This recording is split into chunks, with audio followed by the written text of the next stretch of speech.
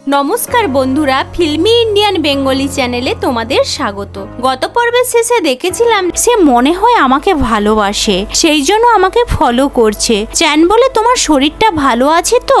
দেখে নি, তোমার শরীর ঠিক আছে। ঠিক বলেছো তুমি। এরপর তারা দুজন ভাবতে থাকে আমাদেরকে কিছু একটা করতে হবে যাতে দাদু আমাদের উপরে বিশ্বাস করতে পারে। আমরা একে অপরকে প্রচুর ভালোবাসি এবং বিয়ে করতে যাচ্ছি। এরপর চ্যানের নায়িকা লিনসু খাবারের নিমন্ত্রণ করে। লিনসু খুবই খুশি হয় এবং চ্যানের সাথে দেখা করার জন্য তার কাছে চলে আসে। মিশু তাদের কাছে এসে বসে পড়ে। লিনসু চ্যানকে জিজ্ঞেস করে, এটা কি হলো? চ্যান বলে, তুমি একজন নায়িকা, আমার তোমার একটা সাহায্যের দরকার। এরপর লিনসু তাদের দুজনকে ডাইরেক্টরের কাছে নিয়ে যায় এবং কি করতে হবে সেটা তাদেরকে শেখাতে থাকে। ডাইরেক্টর যখন এগুলো শেখাচ্ছিল তখন মিশু পা স্লিপ করে নিচে পড়তে যাবে। সেই সময় তাকে চ্যান ধরে নেয়। ওই সময়টা একটা রোমান্টিক মুহূর্তের সৃষ্টি হয়, যেটা দেখে লিনসু মনে মনে ভাবতে থাকে, মনে হয় চ্যান সত্যি মিশুকে ভালোবাসে, আমি তার যোগ্য নই। এরপর এমন একটা সিচুয়েশন আসে, চ্যান লিনসুকে বলে দেয় সে সত্যিকারে মিশুকে বিয়ে করতে যাচ্ছে। এটা শোনার পরে লিনসুর মাথায় যেন আকাশ ভেঙে পড়ে। সে কান্না করতে থাকে, কারণ ওই মেয়েটা চ্যানকে 10 বছর পছন্দ করে, কিন্তু সবকিছু শেষ হয়ে যায়। এরপরে ম্যানেজার হান যখন দাদুকে ওই রোমান্টিক ক্লিপটা দেখায় তখন দাদু নিশ্চিত হয়ে যায় এদের দুজনের ভালোবাসা আছে, ফ্লর্ট করছে না দাদুর সাথে। এরপর দাদু তাদের দুজনের কাছে যায়, তাদেরকে বলে, তোমরা দুজন একে অপরকে প্রচুর ভালোবাসো, সেটা আমি দেখতে পেয়েছি। আমি চাই তোমরা দুজন যখন ইচ্ছে বিয়ে করে নিতে পারো। দাদু বলে, কিন্তু আমার একটা শর্ত আছে।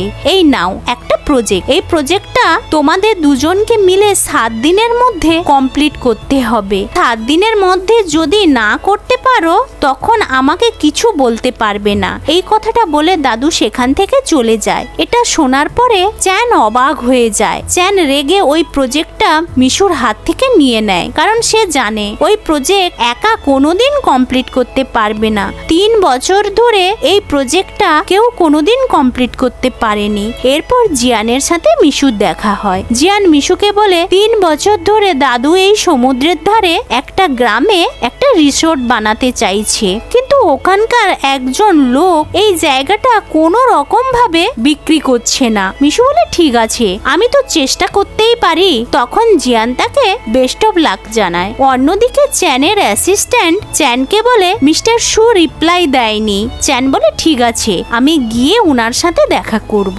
এরপর জিয়ান মিশুকে ওই বাড়ির মালিকের ঠিকানা দেয়। জিয়ানের অ্যাসিস্ট্যান্ট জিয়ানকে বলে, স্যার আপনি ওই মেয়েটাকে এত হেল্প করছেন কেন? জিয়ান বলে, আমি চাই মিশু যেন ওই প্রবলেমটা সলভ করে। আমি জানি ও পারবে, ওই জন্য আমি তাকে এই অ্যাড্রেসটা দিলাম, কারণ ও খুশি থাকলে আমিও খুশি থাকি। অন্যদিকে দেখতে পাই মিশু এবং চ্যান ওই লোকটার কাছে গিয়ে পৌঁছায়, কিন্তু ওই লোকটা তাদের দুজনের সঙ্গে কথা বলল না। তারা দুজন দুঃখী হয়ে ওই জায়গা থেকে চলে আসে, চিন্তা করতে থাকে। চ্যান এক জায়গায় স্থির হয়ে বসতে পারছিল না। চ্যানের মাথায় একটা বুদ্ধি আসে, তুমি কি মাছ ধরতে জানো? মিশু বলে, এটা কি আবার জিজ্ঞেস করার মতো কোনো কথা হলো? আমি সারা জীবন তো মাছ ধরে এসেছি। এরপর আমরা মিস্টার সুকে বিচের ধারে দেখতে পাই। চ্যান বলে, ওই সময়টা ঠিক সময়। এরপর মিশু মিস্টার সুয়ের কাছে যায়। মিশুর কাছে এত ছোট ছোট কাঁকড়া দেখে মিস্টার সু মিশুকে বলে, তুমি এই কাঁকড়াগুলো কিভাবে ধরো সেটা কি আমাকে দেখাবে? এরপর মিশু তাদের সমস্ত কিছু বলে দেয়। মিস্টার সু খুশি হয়ে যায়। এরপর মিস্টার সু তাদের দুজনকে বনফায়ার নাইট ক্লাবে ইনভাইট করে। চ্যান এবং মিশু তারা দুজন ওই পার্টিটা অ্যাটেন্ড করে। চ্যান মিশুকে বলে, ছোটবেলাতে আমার দাদু আমাকে এই বিচের ধারে আনতো এবং আমাকে একা ছেড়ে দিয়ে চলে যেত আমার ভয় কাটানোর জন্য। একদিন যখন আমি সমুদ্রের ধারে অজ্ঞান অবস্থায় পড়ে থাকি তখন একটা মেয়ে আমাকে বাঁচিয়েছিল। অবশেষে মিস্টার সু তাদের সাথে এগ্রিমেন্ট করে নেয় এবং সবকিছু রাজি হয়ে যায়। এত তাড়াতাড়ি কিভাবে রাজি হয়ে যায়, এটার পেছনে একটা কাহিনী আছে। 20 বছর আগে মিস্টার সু একটা মেয়েকে ভালোবেসে ফেলেছিল, যার নাম ছিল মিশন। মিস্টার সুয়ের বাবা তার বিয়েটা অন্য কারোর সাথে করাতে চাইছিল। এরপর তাদের ব্রেকআপ হয়ে যায়। মিশন গ্রামের একটা ছেলের সাথে বিয়ে করে নেয়। তাদের একটা ছোট্ট ফুটফুটে মেয়ে হয়। তার কিছুদিনের মধ্যে মেয়েটার বাবা মা গাড়ি অ্যাক্সিডেন্টে মারা যায়। তোমরা নিশ্চয়ই বুঝতে পারছো মিশন মিশুর মা ছিল। মিস্টার সু মিশনকে খুবই বেশি ভালোবাসছিলেন, সেই জন্য মিস্টার সু মিশনের মেয়েকে না বলতে পারেনি। মিস্টার সু মিশুকে কখনোই বলেনি মিশন তার মা ছিল। মিস্টার সু রাজি হয়ে গেছিল। চ্যান এবং মিশু দুজনে খুবই খুশি ছিল। সেই সময় চ্যানের মোবাইলে তার দাদুর ফোন আসে। দাদুর সাথে কথা বলার জন্য সে একটু সাইডে চলে যায়। তখনই আমরা দেখতে পাই একটা ট্রাক খুবই জোরে মিশুর দিকে চলে আসছিল।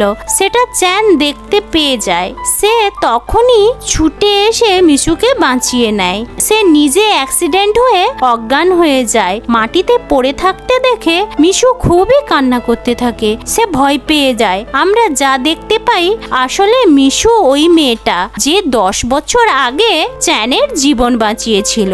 অবশেষে চ্যানের জ্ঞান ফিরে এসেছিল।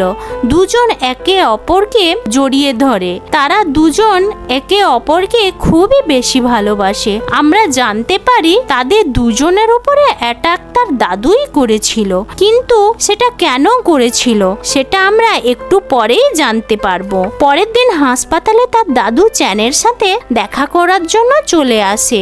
দাদু তাকে বলে জিয়ান গ্রুপের কন্ট্রোলটা আমি তোমার হাতে দিতে চাই। এরপর দাদু মিশুকে বলে তোমার বাড়িটা তৈরি হয়ে গেছে, তুমি গিয়ে দেখে আসো। মিস্টার হান তোমাকে ওখানে নিয়ে যাবে। চ্যান খুব খুশি ছিল, কারণ সে যেটা চেয়েছিল সেটা সে পেয়েছে।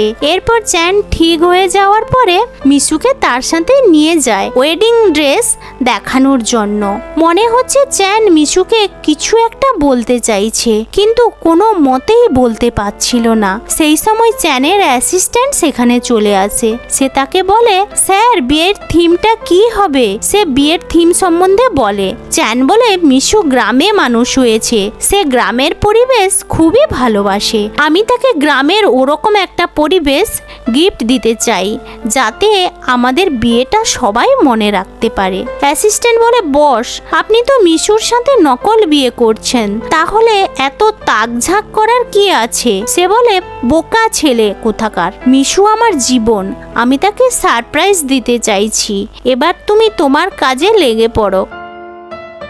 অবশেষে মিশু তার ওয়েডিং ড্রেসটা পছন্দ করে নেয়। এরপর তারা দুজন যখন বাড়ির দিকে আসছিল তখন চ্যান নায়িকা নীলসুকে দেখতে পায়। দাদু তার জন্য একটা মেয়ে পছন্দ করেছে। ওই মেয়েটার সাথে সুচি গ্রুপের সম্বন্ধ আছে। এখন দাদু চায় চ্যান ওই মেয়েটাকে বিয়ে করে নেয়, যেন দাদুর ব্যবসাতে যাতে ফায়দা হয়। চ্যান এটা না বলে দেয়, কিন্তু তার দাদু কোনো কথাই শুনতে চাইছিল না। আমরা ভাবছিলাম তার দাদু মনে হয় ঠিক হয়ে গেছে, কিন্তু তার দাদু চ্যানকে নতুন একটা চিন্তায় ফেলে দেয়, একটা নতুন টেনশন দিয়ে দেয়। চ্যান বলে দাদু তুমি তো প্রথমে চেয়েছিলে আমি মিশুকে বিয়ে করি, তাহলে এখন কি হলো। তার দাদু বলে এটা একটা প্ল্যান, আমি প্রথম থেকে এই প্ল্যানটা করেছিলাম যাতে মিশুকে দিয়ে এই জায়গাটা কোনো রকম ভাবে কবজা করতে পারি, আমরা আমাদের প্রজেক্টটা কমপ্লিট করতে পারি। এই দেখো তার প্রমাণ, আমি তো মিশুকে মারার জন্য ওই ট্র্যাকটা পাঠিয়েছিলাম। এই সব শোনার পরে চ্যান তার দাদুর উপরে খুব রেগে যায়। সে বলে আপনি পাগল হয়ে গেছেন, আপনি আমার দাদু কোনো মতেই হতে পারেন না। কথাটা বলে সে চলে আসে, কিন্তু বাইরে এসে জানতে পারে মিশু তাদের দুজনের কথা শুনে নেয়। এরপর মিশু তাদের বলে আমাদের কন্ট্রাক্টটা এখানেই শেষ হলো। সে বলে এখন থেকে তোমাকে আর আমাকে বিয়ে করতে হবে না, আমি যেখান থেকে এসেছি সেখানে চলে যাচ্ছি। চ্যান তাকে বলে তুমি এখান থেকে যেও না, আমি তোমাকে খুব খুব ভালোবাসি। মিশু কাঁদতে কাঁদতে বলে আমাকে যেতে হবে, তুমি তোমার খেয়াল রাখো এবং নিজেকে ভালো রাখো। এই কথাটা বলার পরে সে চলে যায়। এরপরে আমরা দেখতে পাই চ্যান খুব কান্না করতে থাকে, তার মনটা ভেঙে যায়, তার বুকটা ঝাঁঝরা হয়ে যায়, তারা একে অপরের থেকে আলাদা হয়ে যায়। এরপর অনেক দিন কেটে যায়। মিশু তার বাড়িতে ছিল। খবরের চ্যানেল থেকে সে জানতে পারে চ্যানের বিয়ের অনুষ্ঠান আজ রাত 8টা থেকে শুরু হবে। এটা শোনার পরে সে খুবই দুঃখী হয়ে যায়, কিন্তু মনে মনে সে খুশি হয়, কারণ সে বলে আমি চাই তুমি সারা জীবন খুশি থাকো। আজকে নিউ ইয়ার ছিল, রাত্রি 12টা বেজে গেছিল। সেই সময় আমরা দেখতে পাই একটা হ্যান্ডসাম ছেলে রাস্তা দিয়ে হেঁটে যাচ্ছে। মিশু একা দাঁড়িয়েছিল রাস্তায়। সেই সময় চ্যান এসে মিশুকে বলে, প্রিন্সেস তুমি কি আমাকে বিয়ে করবে? এরপর চ্যান মিশুর আঙ্গুলে ওয়েডিং রিং পরিয়ে দেয়, তার সাথে বিয়ে করে নেয় এবং তাদের দুজনের অসম্পূর্ণ ভালোবাসা পূর্ণতা পায়। আর এখানেই আমাদের সুন্দর ড্রামাটা হ্যাপি এন্ডিং হয়ে যায়।